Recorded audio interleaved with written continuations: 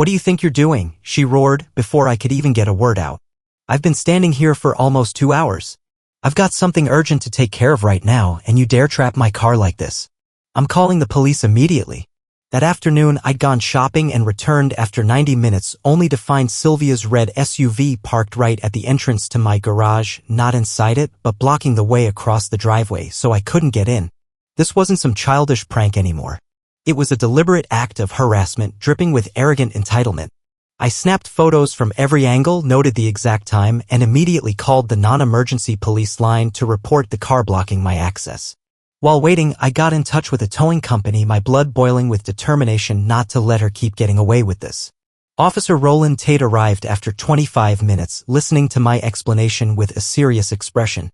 I showed him the camera footage from previous incidents and a stack of documents proving Sylvia's repeated trespassing. "She's intentionally blocking my driveway," I said, my voice trembling with fury even after being warned multiple times not to park on my property. Roland nodded, scribbling notes quickly. "So, she's deliberately obstructing your access even after you've asked her to stop?" "Exactly," I confirmed, my hand gripping my phone tightly. "This is retaliation because I locked the garage to stop her from using it whenever she pleases. I, Caleb Grayson, 41 years old, am a data analyst from the small town of Elmwood Hollow, a place I left to find some peace after years of high-stress work in the big city. Now, I live in Cedar Hollow Pines, a leafy suburban neighborhood with well-kept homes. My job mostly happens at home, through a computer screen, and I always try to maintain my place, mowing the lawn regularly, keeping the yard tidy, living quietly like a decent neighbor. But I never imagined I'd get dragged into a tense feud with a neighbor, especially one tied to the homeowners association here, where a few busybodies just love meddling in everyone's lives. When I bought this house 6 years ago, everything was perfect. The previous owner had turned the garage into a workspace with big, airy windows ideal for my analysis work. Inside, there's still room to park one car, and out back, there's a small spot for a second. I was content with the setup until Sylvia Redmond moved in next door and, within 7 months, wormed her way onto the HOA board. Please leave a comment with the number 9 so I know you're ready for the next twists in the story. Don't forget to like the video and subscribe to the channel so we can keep up with all the gripping drama still ahead. Sylvia, who insists everyone call her Mrs. Redmond even though she's only 45, has sharp, short blonde hair that's starting to remind me of an aggressor looking for a fight. She drives a glossy red SUV with the license plate Silrul, and every time I see it, I just want to punch something to let off steam. The trouble started with petty things that drove me up the wall. She complained about the little geranium pots I kept on my front porch, saying they didn't match the neighborhood's aesthetic. I gritted my teeth, moved them to the backyard to avoid trouble, though I really wanted to hurl them at her door. Then she nitpicked my trash cans, claiming they were visible from the street for more than 40 minutes after pickup. I bit my lip, adjusted my schedule to drag them in earlier, hoping she'd leave me alone.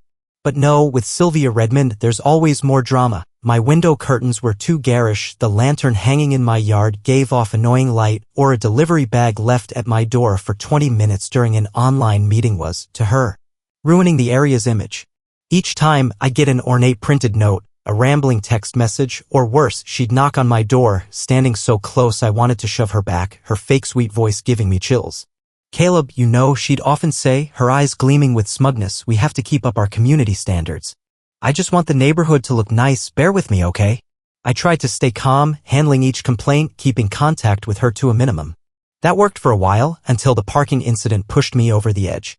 One rainy evening, I was in the middle of an important online meeting when a car horn started blaring nonstop from the front yard. I tried to ignore it, but after 12 minutes straight, I was so furious I wanted to smash the table. I apologized to my colleagues and stormed outside, umbrella in hand. There was Sylvia, sitting in her red SUV, parked right in my little parking spot, honking like a maniac and staring at me with a defiant smirk. I marched over, rain soaking through my shirt, my voice shaking with anger. "What are you doing here, Mrs. Redmond?" She cracked her window just enough to speak without getting wet. "Caleb, I need this spot. The road near my place is flooded deep, I don't want my car's engine ruined. This space was empty, so I'm borrowing it for a bit." I froze, anger flaring up like a wildfire. "This is my parking spot. I'm in a meeting, you can't just do this." She smirked, her tone dripping with arrogance. "Don't be so petty. You've got a garage, let me have this for a bit. It's pouring out here. Do you want me to park on the street?" I was almost speechless at her audacity. "No, Sylvia, this is my property. Get out now or don't force me to take this further. She glared at me for 35 seconds straight, then reluctantly backed her car out, deliberately driving through a puddle so mud splashed up onto me, soaking me from my feet to my thighs. I stood there, umbrella in hand, feeling like I could scream from the frustration. That night, I got an email from the HOA titled Proposal for Parking Assistance During Bad Weather, demanding that residents with extra parking share it when needed. Sylvia was the one who suggested it. I forwarded it straight to a lawyer friend of mine, and he confirmed they can't force me to give up my private property. I drafted a firm response to the entire board, determined to put an end to this nonsense. But it didn't stop there. The next weekend, I came home after 3 hours at the supermarket and found Sylvia's red SUV parked inside my actual garage, not just the parking spot, but inside the enclosed garage. The door was wide open, her car sitting there smugly, and not a soul in sight. I sat in my own car, hands trembling, my mind spinning. How did she even get in? Then it hit me, for months ago, during an electrical inspection, she'd asked for the outdoor lock code to check the wiring. I'd given it to her without a second thought. A note was taped to the inner door. Caleb, I had an urgent meeting with a neighbor. My driveway's being paved, can't park there. Borrowing your garage for a bit, thanks so much. Sylvia. I stood there, note in hand, rage boiling up like it could burn everything down. She trespassed into my home and written this like I was her servant. I shut the garage door, went inside, changed the code immediately, and disabled the emergency button. Then I texted her, you parked in my garage without asking. The code's changed. Call me when you're back to sort out this trespassing issue. 6 hours later, she replied, Caleb, open the door. I need my car now. I deliberately waited 30 minutes before responding. I'm busy with work. I'll be free in an hour. Don't come into my house uninvited again. Just 15 minutes later, my doorbell started ringing nonstop. I glanced at the security camera and saw Sylvia standing there, jabbing the bell repeatedly while yelling something into her phone. I decided to let her wait longer, my blood simmering at her shamelessness. It wasn't until 45 minutes later that I finally opened the door. By then, she'd turned herself into a ticking time bomb. Her face was bright red, her feet stomping on my porch so hard they left clear shoe marks on the welcome mat. What do you think you're doing? She roared before I could even speak. I've been standing here for almost 2 hours. I've got something urgent to take care of right now, and you dare trap my car like this. I'm calling the police immediately. I kept my composure, leaning against the doorframe, though inside I wanted to scream right back at her. Call them for what, exactly? You entered my house without permission, used a code I gave you for one time only, and parked in my private garage without asking. If anyone should call the police, it's me. It was an emergency, she shouted. My driveway's being repainted. I smirked, my voice ice cold. An emergency? Please, that's maintenance you've known about for a week and didn't bother to plan for. You could have asked someone for a ride or called a car service. Why trespass into my home? Open the door now. I'm already late, she barked, slamming her hand against the frame. I shook my head, my tone firm. We need to talk about boundaries first. Do you even realize what you did was wrong and a violation of my privacy? Sylvia crossed her arms, glaring at me, her face so red I thought she might pass out. Someone who prided herself on controlling the neighborhood clearly wasn't used to being challenged like this, and I could see the helplessness flickering in her eyes. Fine, she growled through gritted teeth. I should have asked you before using the garage. Now, can you open it? It wasn't a proper apology, but I didn't expect anything more from her. I nodded, pulling out my phone to unlock the garage door. One more thing. Delete the old code from your phone right now in front of me. It's useless anyway, but I want to be sure. Reluctantly, she took out her phone, opened her notes app, deleted something, and held the screen up for me to see. I triggered the door through my app. As it slowly rolled up, Sylvia brushed past me without a word, jumped into her red SUV, started the engine, and reversed out at a reckless speed, nearly hitting my trash can. I stood there, watching, the screech of her tires as she rounded the corner echoing in my ears, my anger still simmering. I thought that was the end of it. But the next morning, I woke up to find an HOA notice taped right to my front door. The paper looked official, demanding that my garage workspace be restored to its original state within 20 days for violating new regulations. This was obviously retaliation.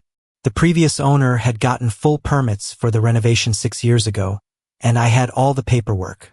In the 6 years I'd lived here, the HOA had never once mentioned this issue. The spite in her actions made my blood boil.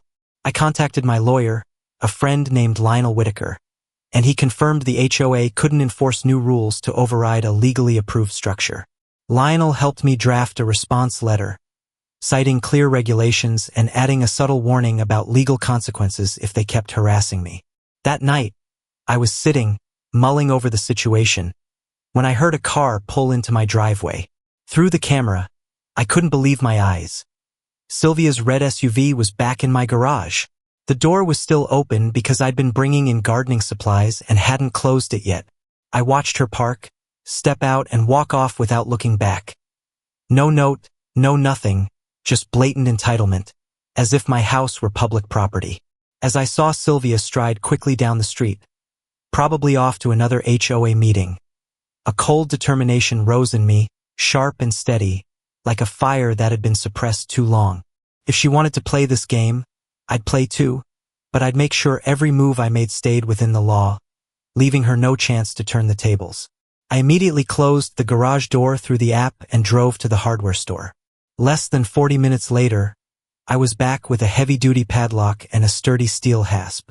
I installed the hasp on the inside of the garage door, locked it tight, making it impossible to open with any code from the outside. I double-checked everything, ensuring it was secure without damaging the door, thinking to myself, she'll never barge in again. Then I settled into the living room, a magazine in one hand, a hot coffee in the other, picking a spot on the couch near the window to keep an eye on the street.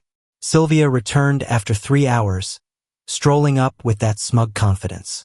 I watched her punch in the old code on the keypad. Clearly she'd memorized it despite deleting it in front of me, then frown when the door didn't budge. She tried again, her hands starting to shake, pulling out her phone to check something, panic creeping into her eyes. After 5 failed attempts, she stormed to my front door and hammered the bell like she wanted to break it. I deliberately took my time, counting slowly to 50 in my head, my insides churning but my face calm, before I finally opened the door. "Sylvia, what's it about this time?" I asked, my voice soft but laced with sarcasm. She forced a smile, tight and strained, like a string about to snap. "The garage door's broken. I need to get my car out right now." I raised an eyebrow, my voice sharp and cold. "Your car? In my garage again? Without permission again? After everything I made clear yesterday?"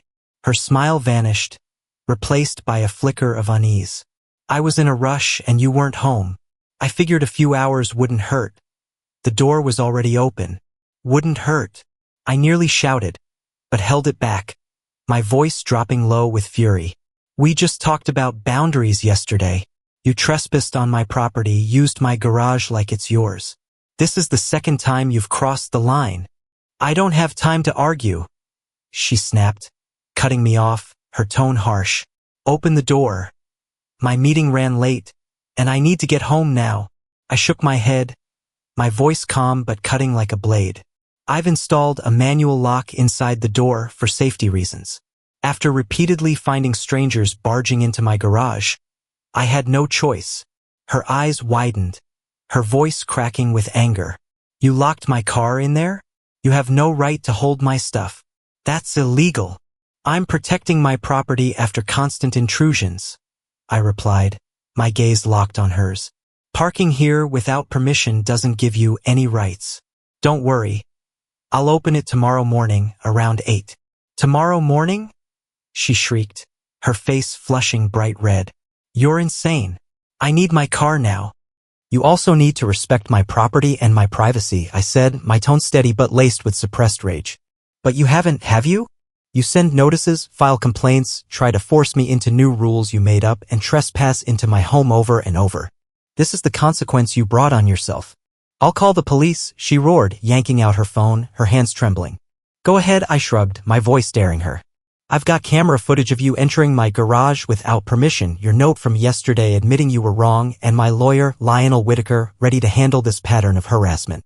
The police would love to hear all about it." She froze, phone in hand, her eyes darting between fury and confusion. After a tense minute, she lowered it, her breathing quick and shallow. "This isn't over," she hissed, her voice low and menacing. "The board will hear about this. I hope they do, I replied, my tone icy. My lawyer will too, and the local paper if it comes to that. I've documented everything, Sylvia, every notice, every text, every video of you barging into my space. If you want to escalate this, I'm ready to push back. Something in my voice made her pause, a hint of unease flickering in her eyes where anger had been. She huffed, spun around, and stormed off down the street, probably to find someone to drive her home, her steps heavy with pent-up rage. The next morning, I woke up early, bracing myself for an even bigger showdown. Right at 8, I heard a car pull into the driveway. Peeking out the window, I saw not just Sylvia but 2 others from the HOA board, Everett Langston, an older man who always seemed fair, and Naomi Kessler, a newer resident who'd just joined the council. Sylvia had brought reinforcements and the air suddenly felt thick like the calm before a storm. I took a deep breath, unhooked the manual lock inside the garage, then stepped out to open the front door. All 3 approached, Sylvia leading the way, her face rigid, her eyes blazing with fury. "Good morning," I said, my voice light but dripping with implication. "Right on time, aren't you?" Sylvia didn't answer, just snapped in a low growl. "These are board members here to clear things up and make sure there's no more confusion." I nodded, a faint smirk tugging at my lips. "Great. The more witnesses to this misconduct, the better. I've opened the garage door. Feel free to take that illegally parked car of yours." The garage door rolled up slowly behind them. Everett and Naomi exchanged a glance, clearly uneasy, as if they'd been dragged into a drama they didn't fully grasp. Everett stepped forward, his voice hesitant but kind. "Caleb, Sylvia mentioned some ongoing conflict. How about we sit down and talk this out like neighbors?" "I'm always open to a civil conversation," I replied, my tone firming up. "But let's be clear, Sylvia's been trespassing on my property repeatedly, using my garage without permission, filing retaliatory complaints when I call her out, and now she's pulling HOA authority to harass me. I've got all the evidence and my lawyer's reviewing it." Everett raised an eyebrow, turning to Sylvia. "You parked in his garage without asking?" "More than once." She flung her hands up, her voice defensive. "It was just a desperate situation. He's blowing it out of proportion and retaliating by locking up my car." "No," I cut in, my words sharp and precise. "I'm protecting my property after repeated violations. Your choice to park there uninvited is your mistake, not mine." Naomi looked up, her expression skeptical. "Sylvia, you said Caleb agreed to let you use the spot temporarily, then locked your car in on purpose. Why am I hearing a completely different story?" Sylvia's face flushed, her words trembling with anger. "He's twisting the truth. The first time I left a note. A note isn't permission." I snapped, my voice rising as pent-up frustration flared. "This time, there was nothing, just pure entitlement, treating my property like it's yours." Everett cleared his throat, trying to ease the tension. "Sylvia, go get your car. We should take this to the community center for a proper discussion, not hash it out in Caleb's front yard." Sylvia glared, itching to argue, but finally stormed over to her freed red SUV, slamming the door so hard the windows rattled. As she reversed, she nearly clipped Naomi, forcing her to leap aside, eyes wide with alarm. That afternoon, I came back from shopping after 90 minutes and found Sylvia's red SUV parked right at the entrance to my driveway, not in the garage, but blocking the path so I couldn't get in. This wasn't a childish game anymore. It was deliberate harassment, oozing with arrogant overreach. I snapped photos from every angle, logged the exact time, and called the non-emergency police line to report the obstruction. While waiting, I contacted a towing company, my resolve burning. I wouldn't let her keep this up. Officer Roland Tate arrived after 25 minutes, listening to my account with a serious look. I showed him camera footage from past incidents and a stack of documents proving Sylvia's ongoing trespassing. "She's intentionally blocking my access," I said, voice thick with outrage, even after multiple warnings not to park on my land. Roland nodded, jotting notes quickly. "So she's deliberately obstructing your driveway, even after you told her to stop?" "Exactly," I confirmed, my hand tightening around my phone. "This is payback because I locked the garage to stop her from barging in." He nodded again, then walked over to Sylvia's house. I stood by my car, heart pounding, watching her through the window, her hands flailing wildly, like she was trying to justify herself. The conversation lasted 15 minutes. So tense I could see Sylvia slam her hand on the table through the glass. Roland came back, his voice steady but tinged with doubt. "She claims it's a misunderstanding about shared parking rules in the neighborhood. I've told her to move the car immediately and not to park on your property without clear permission. I've logged this incident. It'll help if you need to prove a pattern later." If the car isn't gone in 10 minutes, you're free to call a tow truck. I made that clear to her. Sylvia stormed out after 7 minutes, her eyes blazing like she wanted to burn me down. She stomped over to her SUV, reversed with reckless speed, nearly crashing into my fence, then sped off, leaving me standing there, my chest still simmering with heat. The next day, a thick envelope sat in my mailbox. Inside was a notice for an emergency HOA meeting tomorrow night, with the main topic listed as parking violations and property use restrictions. Sylvia's sloppy signature sprawled at the bottom, a blatant mark of personal overreach. I brought my lawyer, Lionel Whitaker, to the meeting.